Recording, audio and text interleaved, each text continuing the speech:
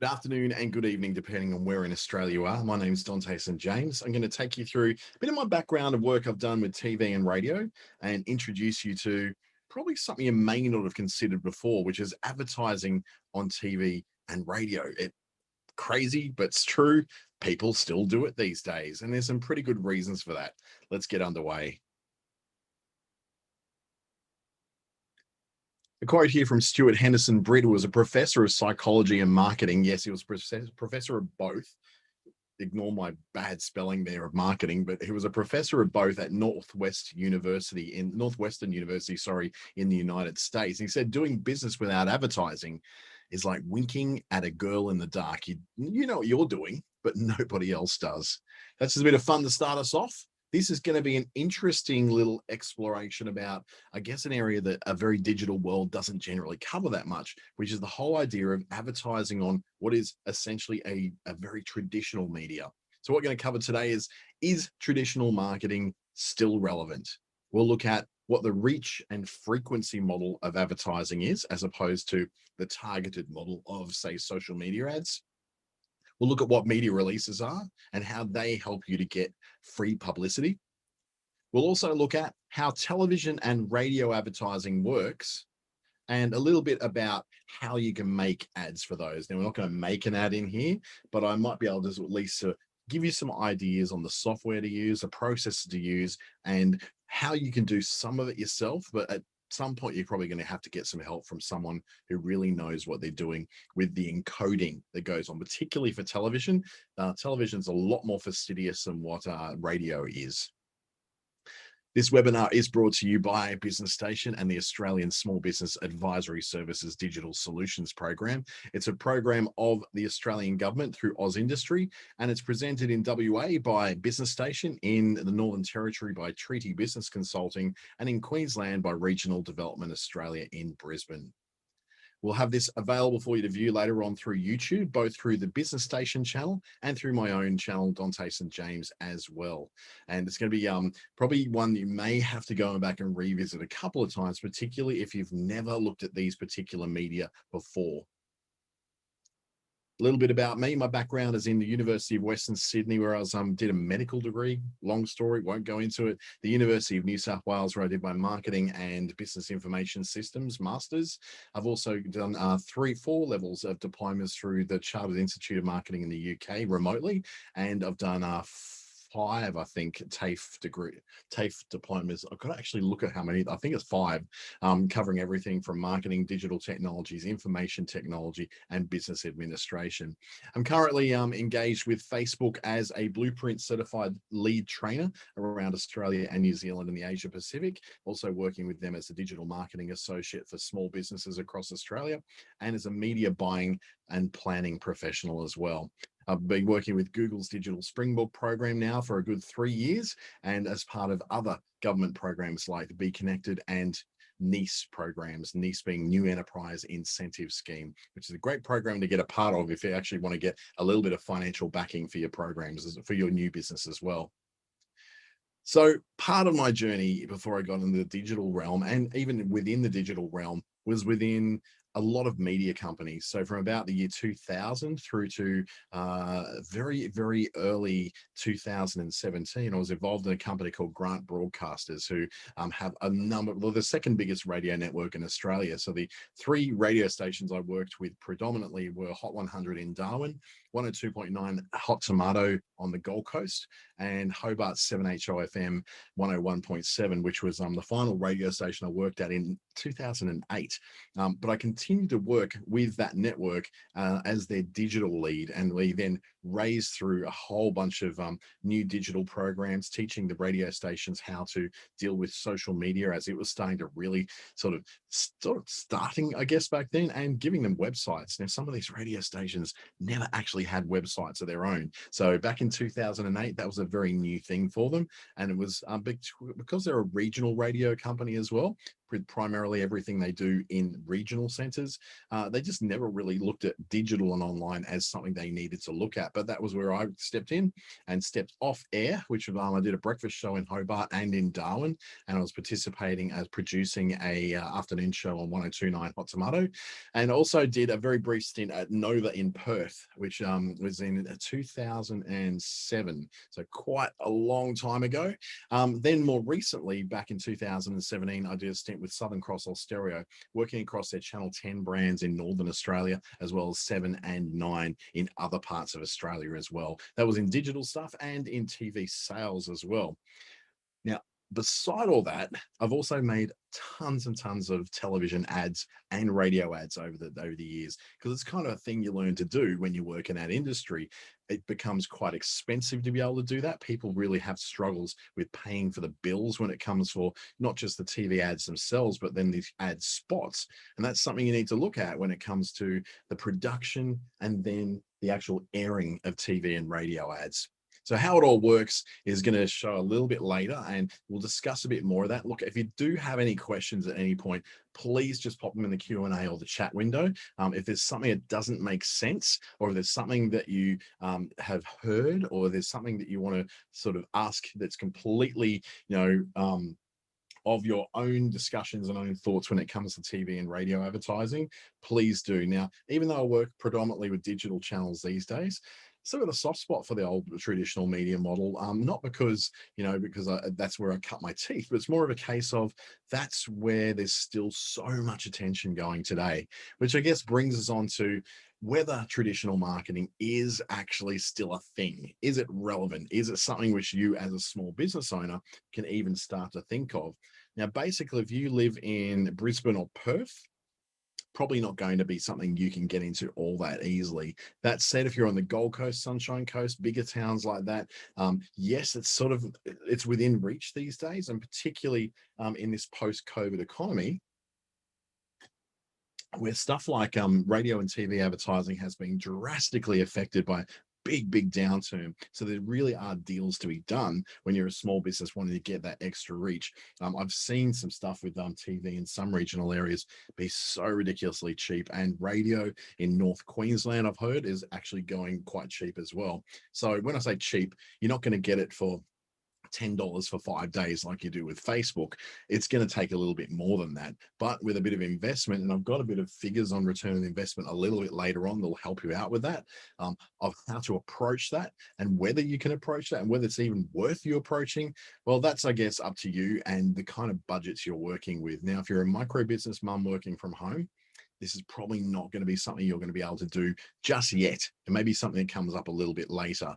But my own experience with advertising on TV in Darwin, when I first opened up my digital agency in Darwin, was that I used TV, and I got it at a really bargain basement rate at the time, because the economy was a bit down and they were willing to do a deal. For the first 6 weeks, it did nothing. I had no return on investment whatsoever. Week 7, 17 phone calls. It's like nobody saw the ad until week 7, and then they started reacting. So that was my experience with TV. Radio, much the same. And no one really noticed it until I went for about 6 months, and then it sort of started its momentum there. Now you may think, oh, that's a lot of time and money to be spending. That's also investing in your brand awareness. So we'll look at some of those models and approaches a little bit later on to give you an idea of what you can expect when going into radio and TV advertising. So when it comes to radio across Australia, there's currently 11.1 million listeners. That's up from about 10 million in 2019. In 2020, something happened that had a lot of people staying at home, and the listening of radio went through the roof. Even though revenue and the cost of advertising on radio plummeted, the actual listening to radio went up quite significantly in 2020, because more people at home, they could listen for longer. In fact, we had 13 hours and 12 minutes weekly of listening to radio. And that's just commercial radio. That's not even including ABC radio. That's not even including community broadcasting either. This is just commercial radio. So you've got an idea that this is something which goes into people's lives a lot further than what we may have thought of. You think of that, 13 hours and 12 minutes every week is the average person who has radio on around them.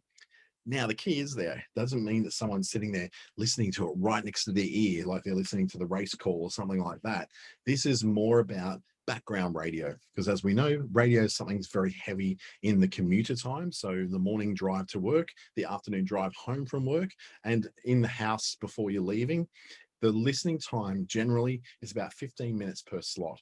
Now, depend, of course, on how long your commute is. If you've got a commute where you're driving an hour and a half to work every day, say from maybe the Sunshine Coast to Brisbane, if you've got over an hour and a half, maybe, where you've got to drive from, say, let's say Maroochydore to Brisbane CBD, then you've got a lot of radio listening. You combine that over a week, you're listening to a lot of hours. If radio is what you do listen to, these days radio is affected by things like podcasts, audiobooks are cutting into that as well, and then just music services like Spotify and YouTube Music and Apple Music are really starting to cut away a lot of those people. Now, of course, the radio networks are coming back by creating a lot of podcasts of their own. So Southern Cross Stereo has a massive Podcast One service, which is just tons of podcasts from a lot of your favorite radio stars, Hamish and Andy's, and the Kate, Tim and Marty's, and those kind of people. And also a lot of the talkback radio stations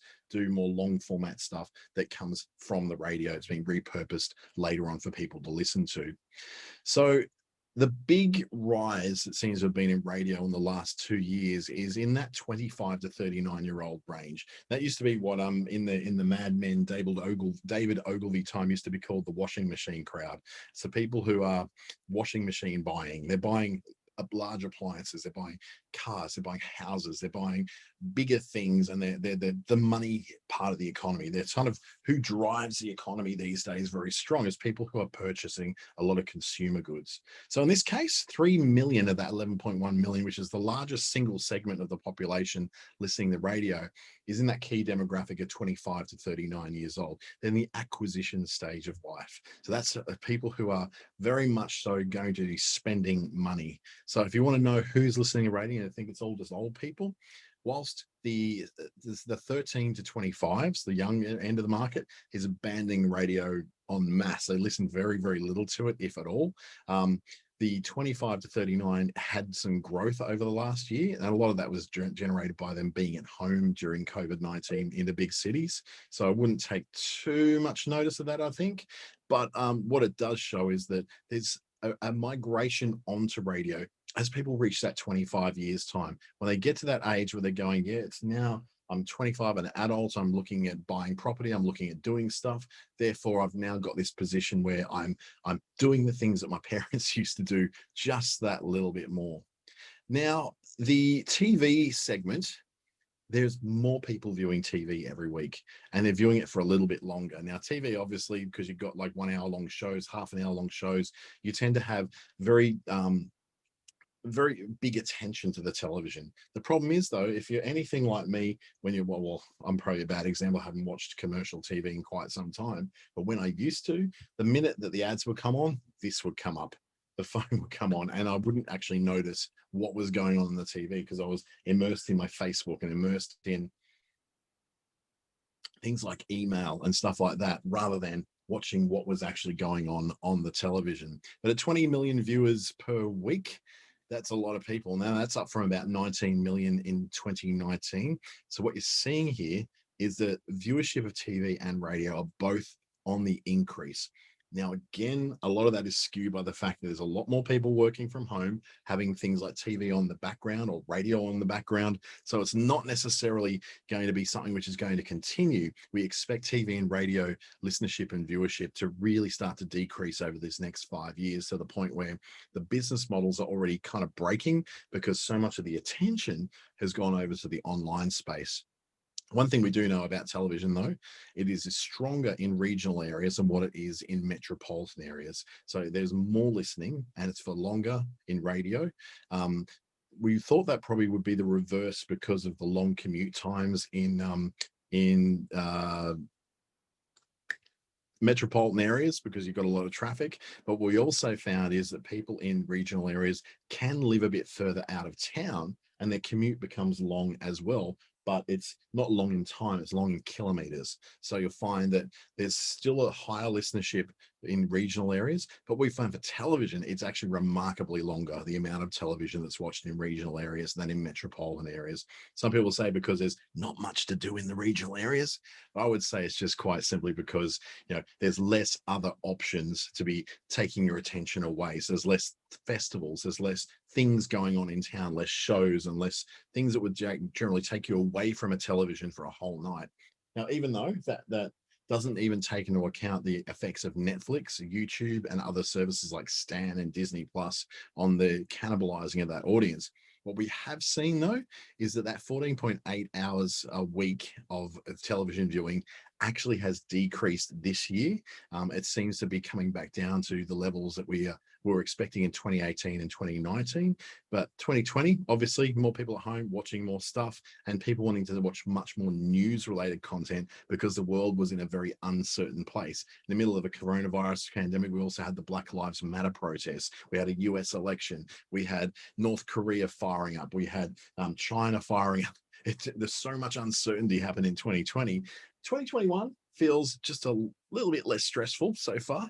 Hopefully it is for you. It certainly is for me, which means that we're expecting TV viewership, particularly of news, to decrease somewhat as more news stuff comes onto digital platforms. So in terms of the revenue that television and radio make compared to other areas of the advertising economy, online is now the largest single sector. That includes Google, Facebook banner ads. It also does include the newspapers' websites ads. So that's not just Google and Facebook in there, but it now does represent the biggest single sector of advertising. It's not the biggest, it's not bigger than everything else combined just yet, but we're expecting in the next 2 years that the online spend will actually be more than the total of all other advertising in the market, which does say that there's a big, massive move against traditional media when it comes to the way that businesses are spending their money. And this has been really protected, I guess, by the fact that a lot of very big advertisers have not been moving away from traditional. They still very much rely on their television, their radio, their billboards, their out of home, their bus backs, and the cab sides and all that sort of thing that are more traditionally associated with even newspapers and magazines. Now that the big companies are starting to come onto the online platforms and better able to manage things like Facebook ads and Google ads, we're starting to see that the share that TV, radio, and other media have is starting to decrease a bit. So this was taken from Umbrella this year. We're expecting that next year TV will significantly decline because the cost of television advertising this year has definitely gone down. Like we're looking at they're looking at least 10% less revenue in each of these areas, but the online has not decreased at all. In fact, it's gone up probably about 22%, as opposed to 10% of the other areas being in decline. Where the TV, radio stuff comes on really strong is the sentiment or the satisfaction in the people who are actually advertising on it. Surprisingly, television advertising has a far higher sentiment of people who are satisfied with having used it than the other mediums. Now, not far higher than online and radio. Look, they're not that far off each other, really. But interestingly, even though online represents the biggest sector and revenue of advertising these days, and by far more people using it to advertise, online is actually not the highest satisfaction rating when it comes to its performance and the expectations being matched the people who are advertising on it. TV does lead that pack. People who generally advertise on TV are more happy with those ads and their performance than people in radio, but people in radio are less happy than the people online. What we've found in the last 12 months is that sentiment for online advertising has actually got lower. So people are actually less and less satisfied with that. Now, you could probably guess some of the reasons for that. There's ad accounts being banned left, right, and center on Facebook because, you might be selling something like swimwear, and the swimwear ads get banned because they're apparently promoting nudity. Now, the ridiculous things we know like that, like Nipplegate, for instance, a few years ago, where, you know, the flash of a single nipple from a woman would be like all hell breaking loose on Facebook. A nipple from a man, no problem whatsoever. So it's that sort of those hypocrisies and problems that the digital platforms have got with scaling and having to use AI instead of people to review everything, because of the simple, like the number of people doing this every day is just phenomenal. Then that's going to cause problems, and it has done. So you've got a very disproportionate amount of people very unhappy with the digital platforms, and a lot of that is because in Australia we may have around about 700 to 800 advertisers on the entire television industry around Australia. That's not a lot of people.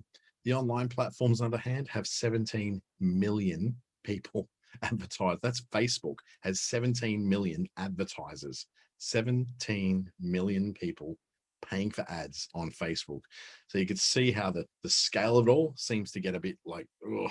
You can see how it just wouldn't be able to scale very smoothly, because you just couldn't possibly hire that many people to be able to cope with that many problems popping up.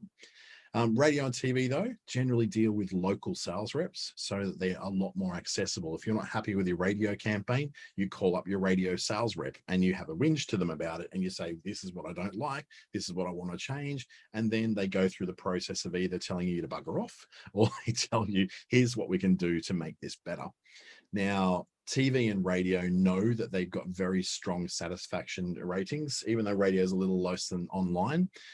The others, however, have got incredibly low satisfaction. So magazines, newspapers, outside of home advertising like billboards and such, seem to have much lower sentiment when it comes to the performance of those ads and the return on investment.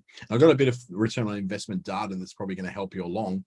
The radio is producing a $1.32 return on every dollar spent currently. This is on average over a 12-month period. This data was from 2019. I don't have the 2020 or 2021 data yet, but this is, I guess, a reason why people are so easily swung towards online advertising. It's about $1.78 for every dollar spent on television over 12 months, and about $3.85 for every dollar spent on digital advertising.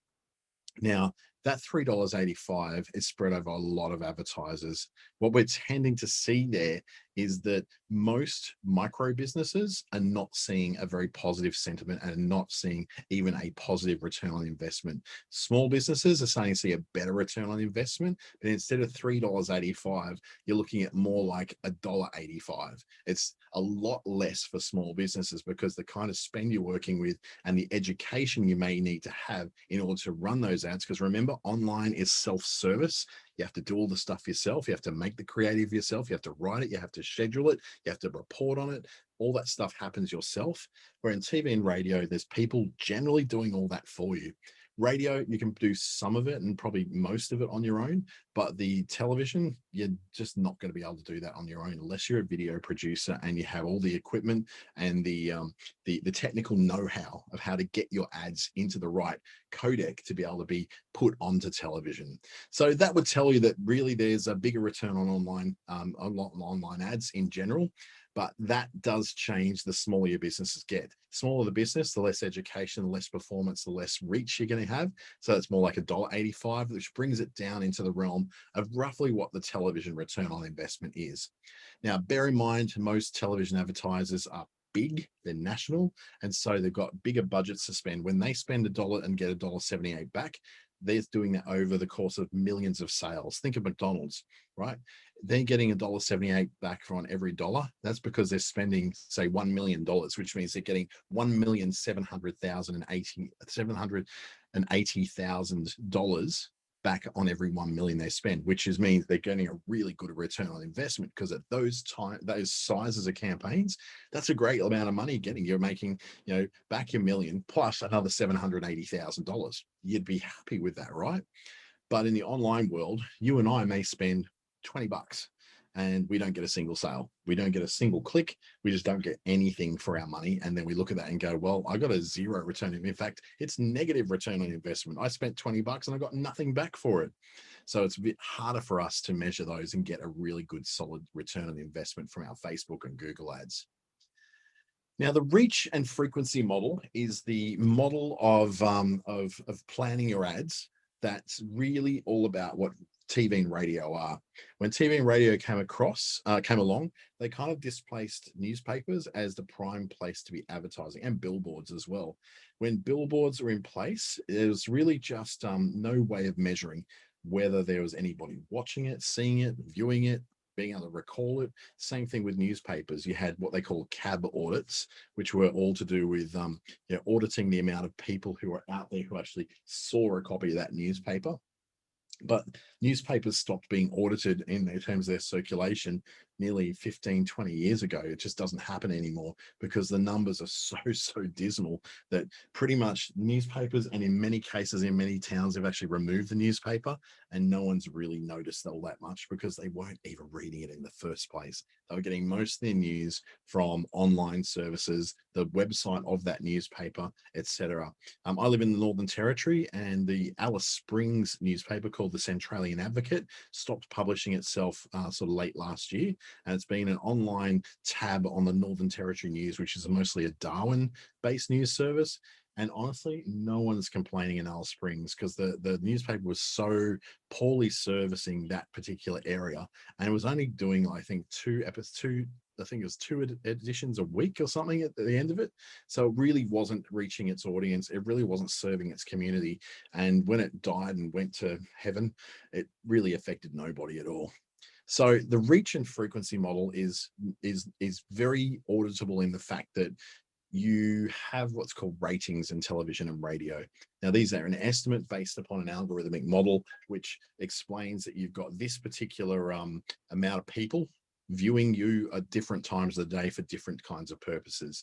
In radio, that could be split into breakfast, morning, afternoon, drive, and evening. So breakfast being, the breakfast shows on morning radio. So you get that. So that's between 5 a.m. and 9 a.m.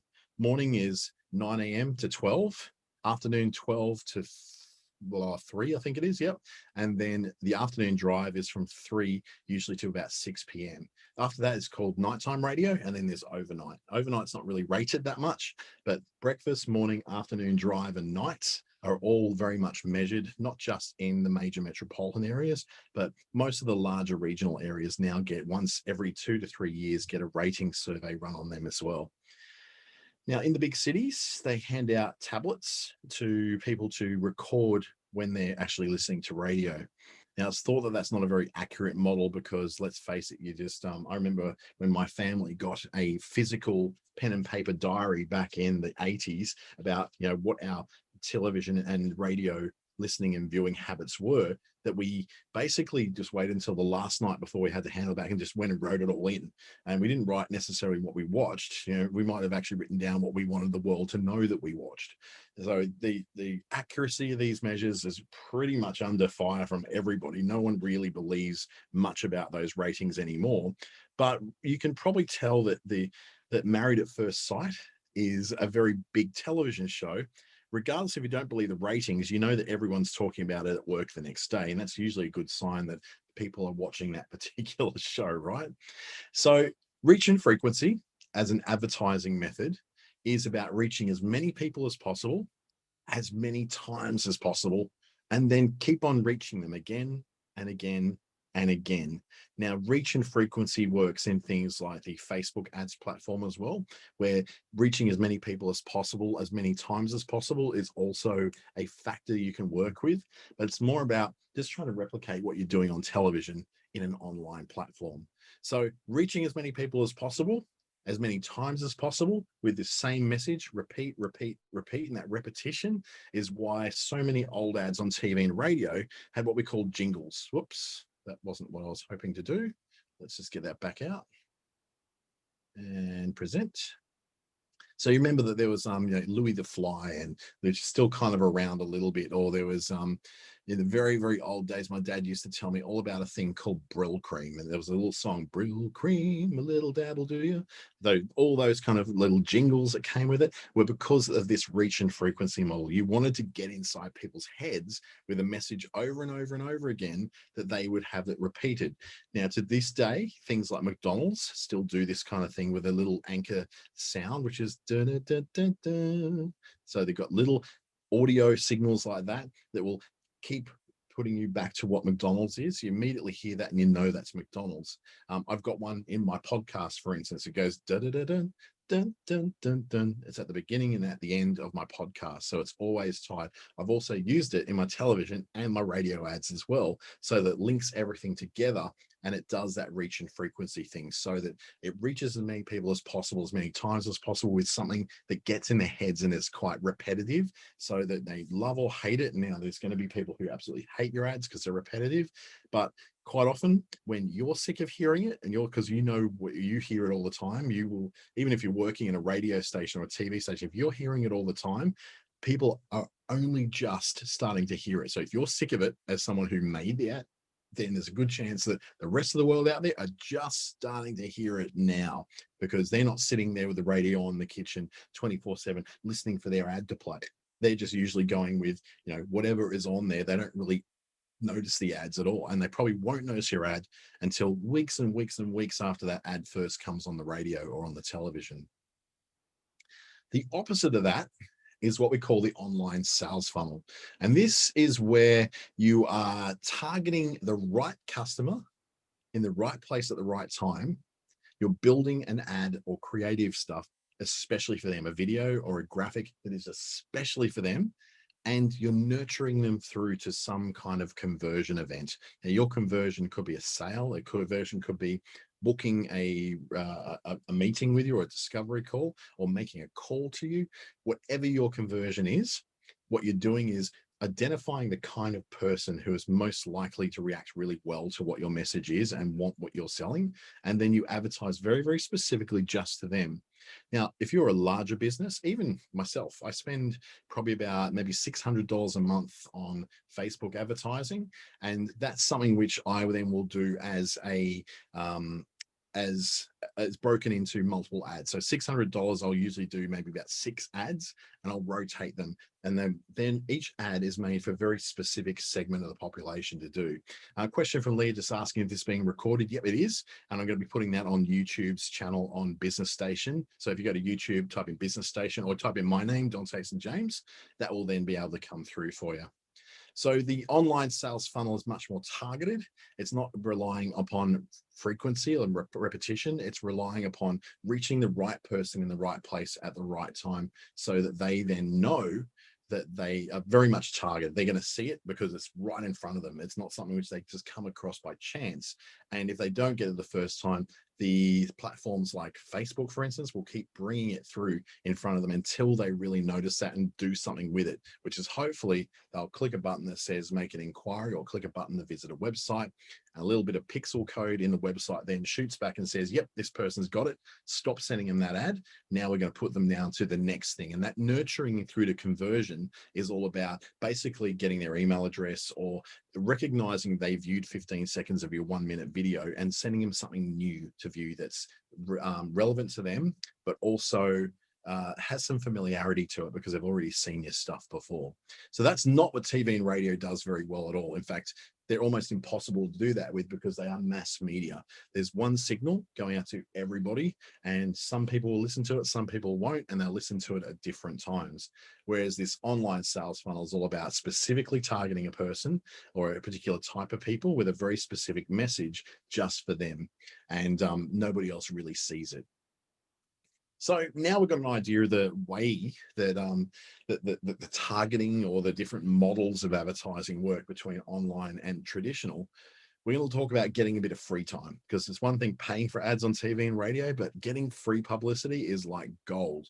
although it is fleeting and you have no control over it. And that's one of the issues I have with this particular part of promoting yourself on TV and radio.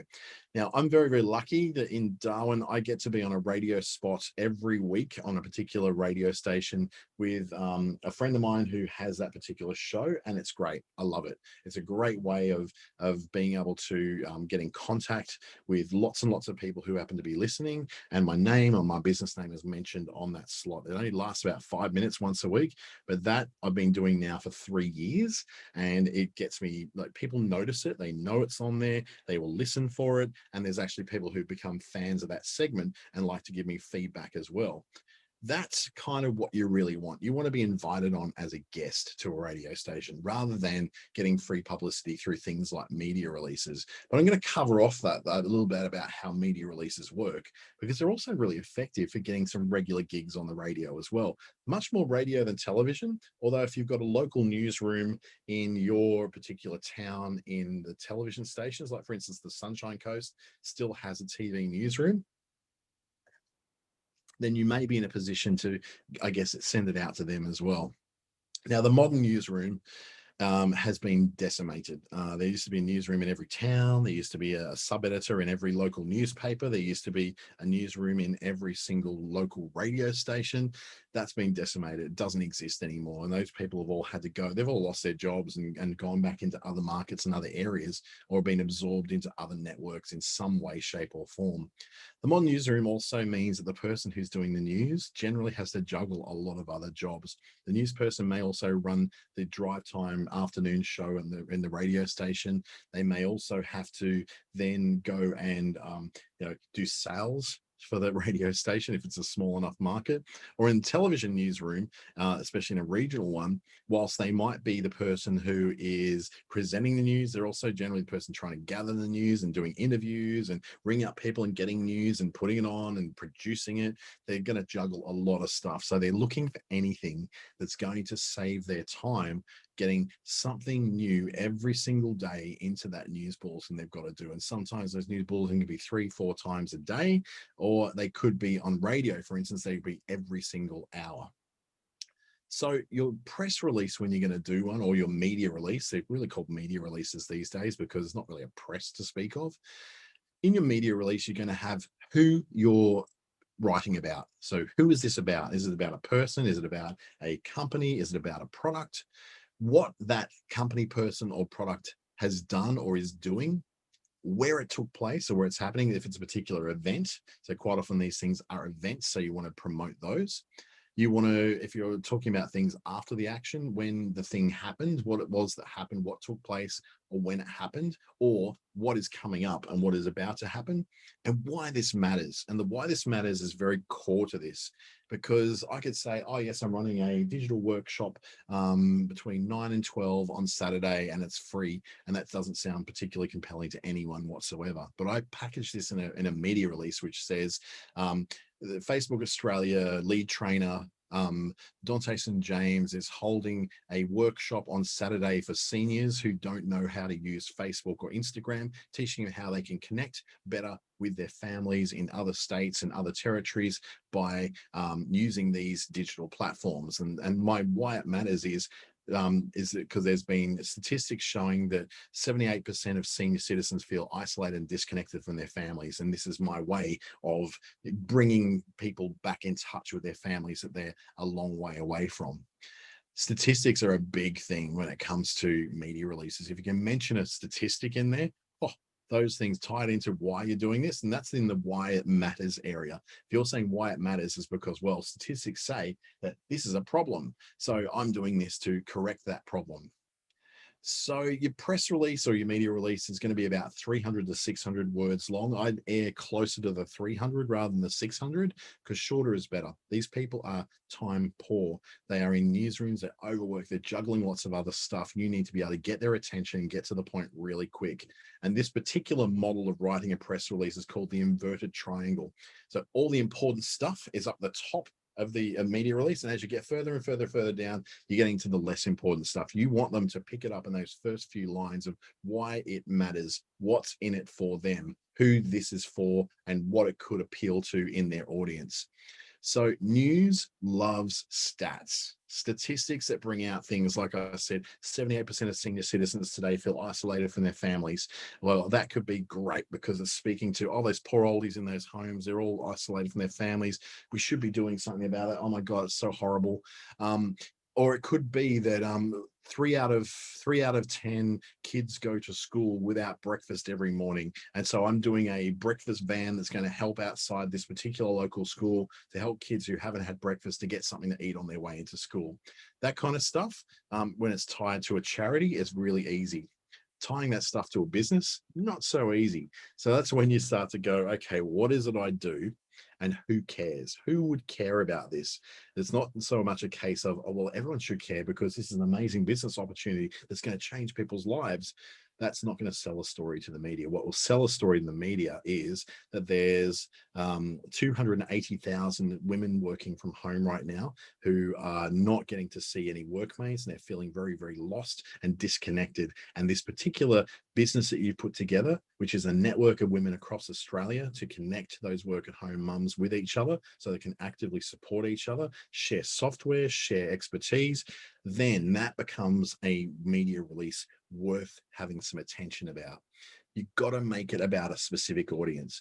And think about it, okay? So there's different kinds of radio stations in your town. There could be a hot hits one, there's a classic rock one, there's a talkback radio one full of old white guys talking about old white guy things. They're going to be angry about everything. So make it about the particular audience that you're trying to head that towards. If you want to get in touch with people who are younger, they're young tradies, apprentices, all that sort of things, chances are they're listening to the hottest hits radio station, and that's the kind of one you should be aiming your press release or your media release to. If you're trying to reach people who are of retirement age, then sending it off to the local talkback radio show is probably going to be a lot easier for you to do. And I would say probably avoid sending anything out to ABC radio stations, not because they're bad, but because they can't promote things that are commercial. Now, I've been on my local ABC and ABC in Alice Springs, ABC on the Gold Coast, and ABC in Brisbane as well, talking about things that are in my area of expertise. But the issues I have, I can't then go on and say, oh, by the way, I'm running a workshop this weekend. It's $250 per person. You can see me at the Ramada Renaissance Resort. It's nothing like that. You can't go down that point. You can say, if they say, where can we find out more about you? So, oh, you can find out more about me online or at this website, that kind of thing. It's about as far as you can go with promoting your business. Otherwise, they get in quite a lot of trouble with their editorial staff because ABC is supposed to be quite impartial and very neutral and not commercial in the slightest. Now, when you make it really easy for someone to build a video, some video about you, or to build some audio around you for what they're doing, you make it so much more likely that they're going to be able to put you in there. So for instance, some of the bigger charities like the Variety Club, Starlight Foundation, Cancer Council, Vision Australia, they tend to have a really good library of stuff that they send along to radio stations and TV stations to get the community service announcements. So what they'll do is they'll make a TV ad, a 30-second TV ad that fits in that, so that then you've got a perfect fit for that community service announcement spots that usually play quite late at night, and the fillers during the day as well. If you can provide really good quality images when you send stuff off, it makes it easy for someone to write an article about you in their blog. If you provide audio, it is very, very easy for a radio station. They don't even need to interview you. They could play your audio and interview you interchangeably as well. And with video, that makes sense for radio stations, for TV stations, because the less work they have to do with production, the more they're going to want to accept the work that you're putting in front of them as potential news. But you really do have to make it very much about, I'll go back a couple of screens because I've actually missed the screen here, I feel.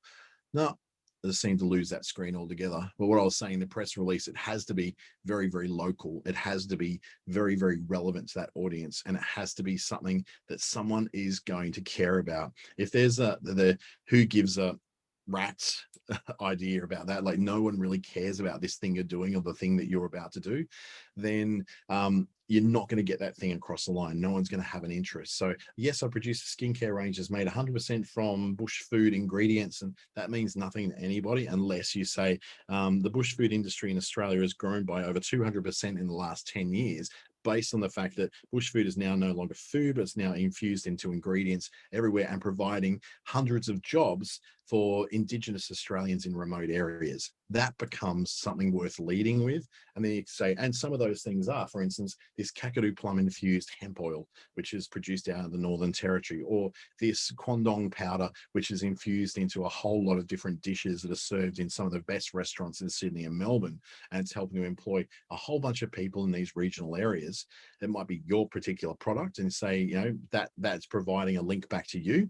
But what it's really doing is providing a very valuable news story, and particularly good news stories, because the bad news stories are already going to be there. They're going to know all about those.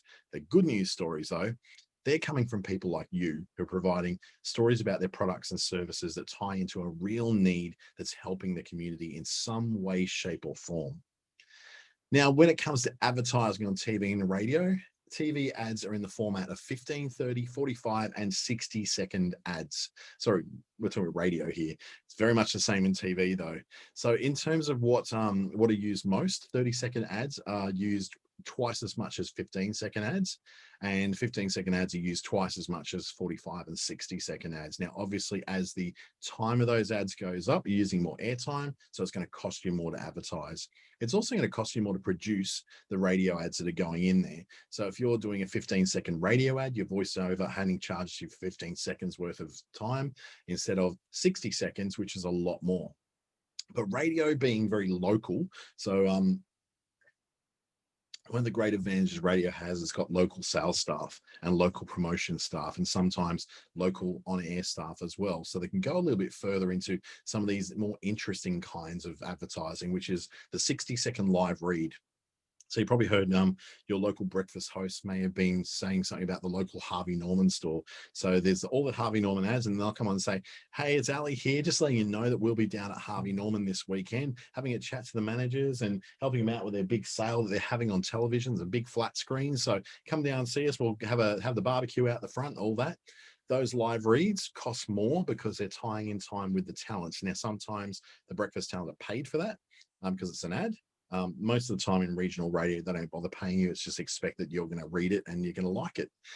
Sponsorship is another area. So it's like it's here's the 6 p.m. weather watch. Thanks to, and then we got that brought to you by whoever it is, brought to you by Goat, makers of antibacterial hand sanitizer for 20 years.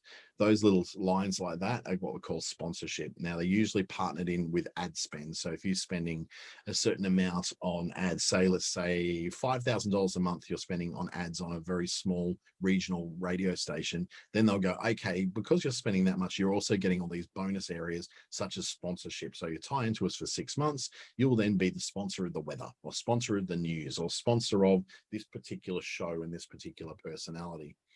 Now, the other area of advertising, which can actually be free to get into if you've got a good product, is in the promo car. A lot of radio stations still do the promo car that goes around and gives out free stuff to people. So this is where things like samples of product go really well. Edible items like chocolates and chips and drinks and all that sort of stuff go really well as well. To put in the promo car, and it goes out to a suburb, and then they say, okay, I'm at the corner of Davies and Smith Streets in the city. Come and visit me and grab your free icy cold can of Coke, tickets to this particular show, and I've got samples here of this amazing Kakadu plum infused hemp oil that you can take home and use to drizzle on your salads. And that's the way you can get some stuff in there. Now, the promo cards are often looking for product to put in them for free.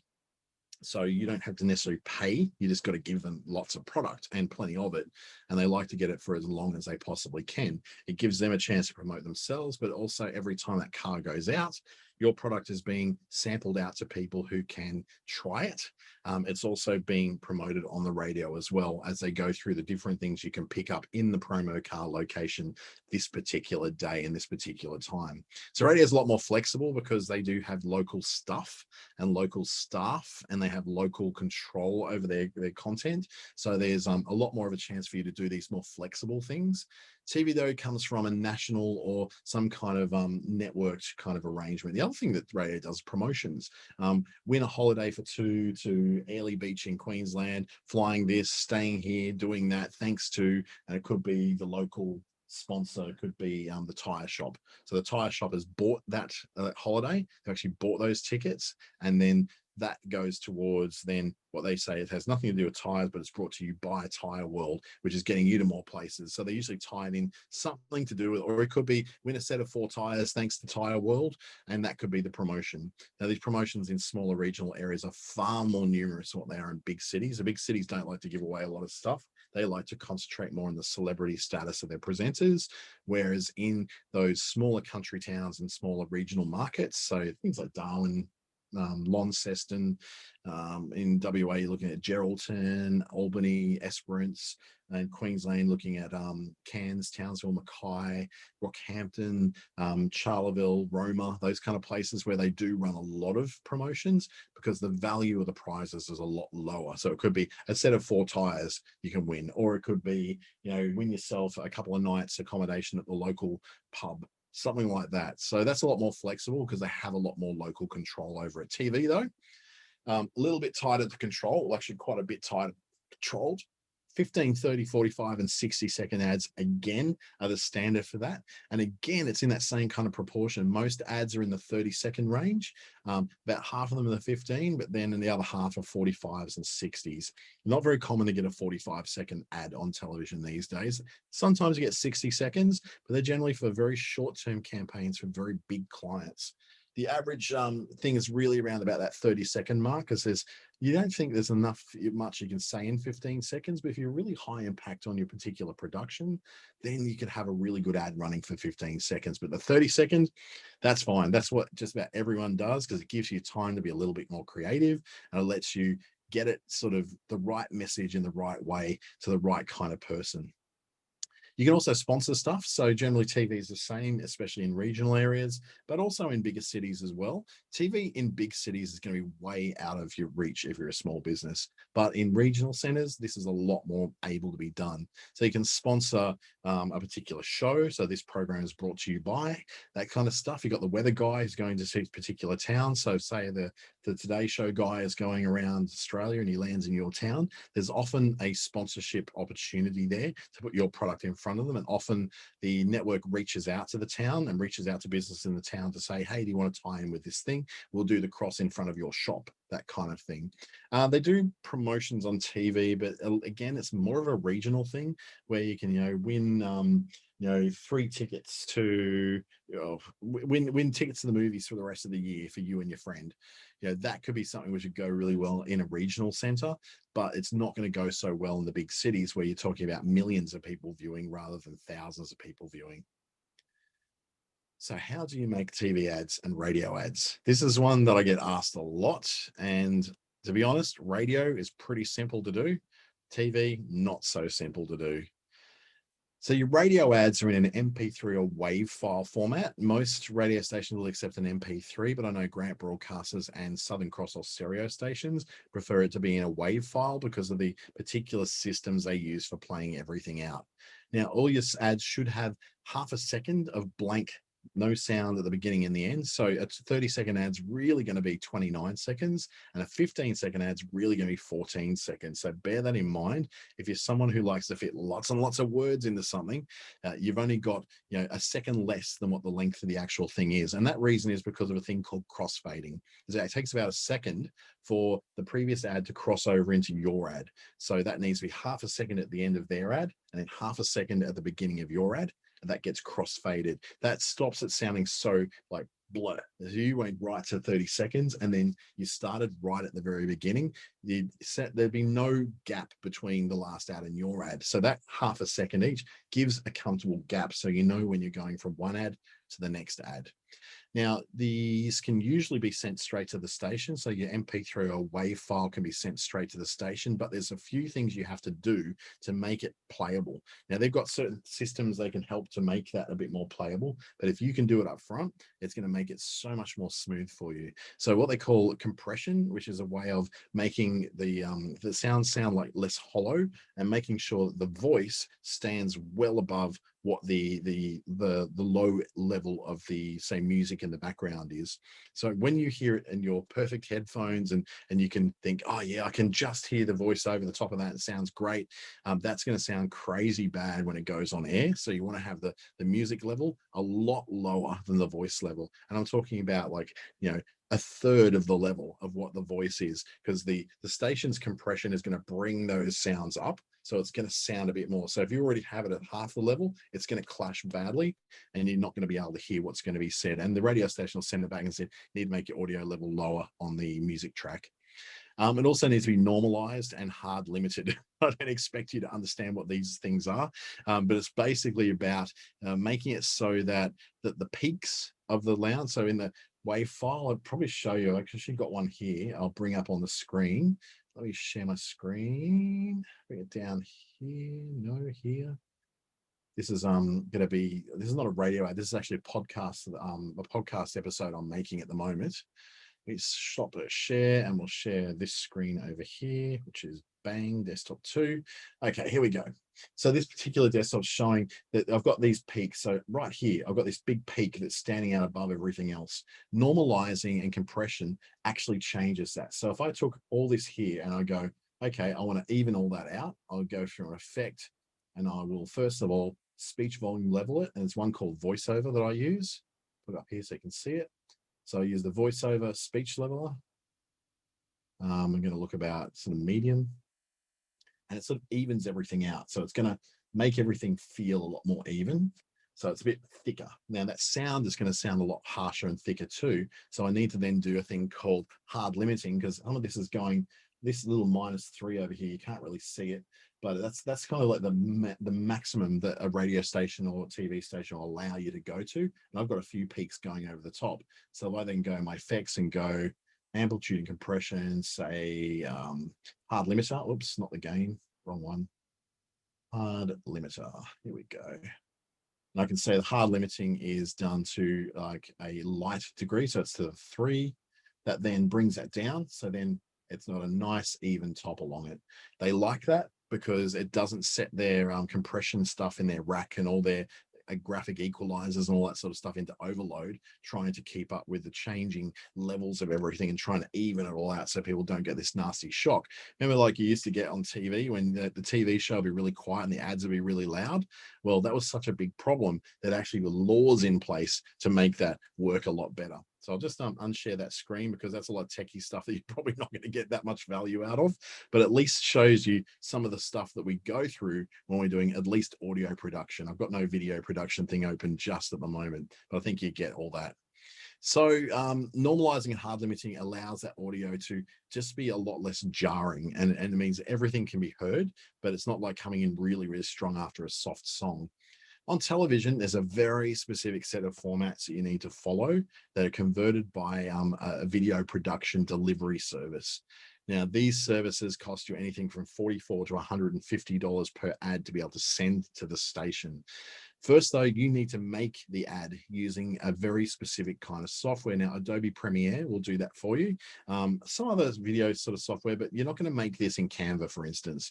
Although, that said, I have actually made the elements of some ads in Canva and in other things like in video, and then being able to import them into Adobe Premiere to be able to use some really cool effects for those ads I've made.